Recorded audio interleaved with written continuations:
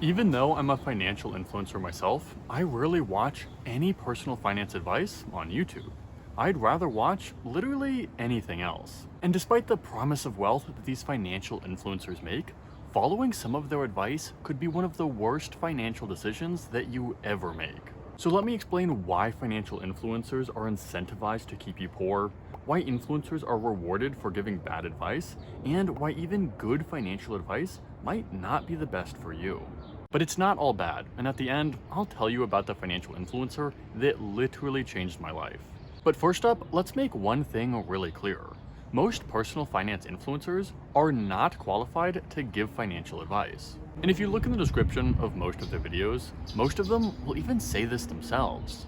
There are definitely exceptions to this. Creators like The Plain Bagel are actually certified financial advisors, but most creators do not have these credentials. And to be super clear, I am not a financial advisor either. While I studied business finance in college, I'm just a frugal data analyst. And that's why I use this channel to talk about how I'm saving money and my own journey to financial freedom, instead of giving stock picking advice or talking about cryptocurrencies. So really, the only difference between financial influencers and you is that they already have a lot of money and they're willing to put a camera in front of their face.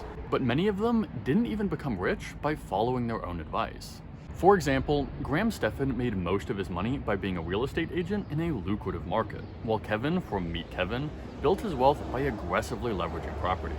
So it's not like you can't learn valuable things from them, but they are definitely not experts in everything that they talk about, which includes stock market investing and cryptocurrencies. And in many cases, this success is an illusion.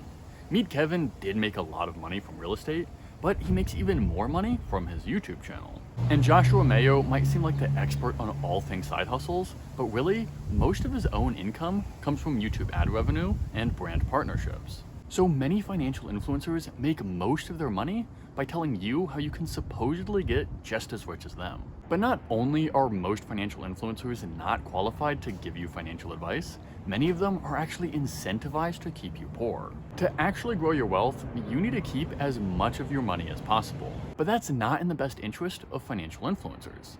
They need you to buy something from the brands they promote so that they get big sponsorships, or get you to buy something directly from them. This is really important. Small channels like this one make most of their money through affiliate advertising. And that means I only get money when you use a product or service that I promote. And that's why I partner with companies like Mint Mobile that provide super low cost wireless coverage. Since most of my viewers spend more than $15 a month on their phone plan, I partner with Mint Mobile to help my viewers save money. And that means I only have an incentive to partner with brands that help you. I get paid by helping you save. But when channels become larger, this stops being the case. Channels as large as Graham Stephan's won't talk about a brand without a sponsorship, which means they get paid just for talking about the brand. And this can be a lot of money, up to $100 per 1,000 views. But this sponsored content is no longer about making you wealthy. It's about making the brand wealthy. And the most profitable promotions are the ones that cost you the most. So this transition from affiliate advertising to sponsored content can incentivize some really terrible financial advice, because other financial creators also want to have a Lamborghini in the garage like Tai Lopez. But even ignoring the perverse incentives of sponsored content, financial creators still benefit from creating low quality content. That's because good advice is really boring. That's a huge issue because boring doesn't work on YouTube or on any social media platform. So when there's millions of dollars at stake, there aren't many financial influencers that will give you the sensible but boring financial advice. To actually get eyeballs, influencers have to make something that will grab attention. And even on my own channel, I've noticed that even negative comments will still boost the performance of a video. That's why you'll see so many controversial or strong takes, typically paired with a heavy dose of clickbait. Alex Ramosi might tell you to quit being poor, Graham Stephan will promise you that you can get rich with AI, and Joshua Mayo will tell you not to invest. Now, you would think that there's at least an incentive to make high quality videos so that you stand out on YouTube, but there's actually a huge incentive to churn out low quality videos that aren't very helpful at all. That's because it's so much easier to hop on a trending topic rather than come up with your own unique and interesting ideas. So this is why you'll see so many creators jump on the latest bandwagon. Vincent Chan might make a video about quiet quitting, Joshua Mayo made a ton of videos on AI side hustles, and everyone is reading 40 books on money. Of course, creators don't necessarily want these videos to be bad, and there's nothing wrong with making videos on trending topics. But given how quickly the internet moves, there's a tremendous time pressure to crank out these videos fast, and that means that a lot of these videos are of lower quality. But either way, these videos are not made with your best interest in mind. They're made to get fast clicks, whether that's good for your finances or not. But something that I think doesn't get nearly enough attention is that even if the advice being given is good, that doesn't mean that it's good financial advice for you. This might sound confusing, so let me explain. Alex Hormozi is famous for building and growing businesses, which he has done time and time again. And there are definitely some valuable things that you can learn from him. But there are some big differences between your situation and his. And the biggest difference is that he's already a millionaire. And the reason this is important is how much money you have now makes a huge difference on what's an acceptable level of risk. For Alex Hormozi, he could start a new business tomorrow without even thinking about it. But for somebody that's just starting out, that might be extremely risky.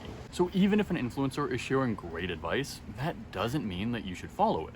Influencers are talking to a very wide audience, so it's not right for everybody. But what makes this worse is there's a huge incentive to just tell you what you want to hear, whether that's good for your future or not. Iman Gadzhi is a master of this. He constantly promises enormous wealth to his most impressionable followers, which reliably earns him millions of views. And he backs this up with indulgent videos on his multi-million-dollar watch collection, his private jet, and day-in-the-life videos. All of this is completely counter to the financial principles that I follow. Rather than living a luxurious lifestyle, I'm trying to live frugally to save my money and reach financial freedom faster. I'll also never be smoking a cigar in a video targeted to teenagers. So I'm extremely opposed to this type of content, which can do extremely well on the internet without ever helping somebody improve their finances. But here's the thing, I don't want you walking away from this video thinking that I just hate all financial influencers. I really don't. It's extremely exciting to me that it is so easy to learn important financial lessons online for free. It has never been easier to learn how to manage your finances and how to grow your wealth. In fact, it was through the internet that I first discovered financial freedom. I was 17 years old when I found the Mr. Money Mustache blog, which literally changed my life. I even made a video about how Mr. Money Mustache, the writer behind that blog, retired at just 31 years old, so make sure to check out that video next. I think there's a ton of valuable things that you can learn from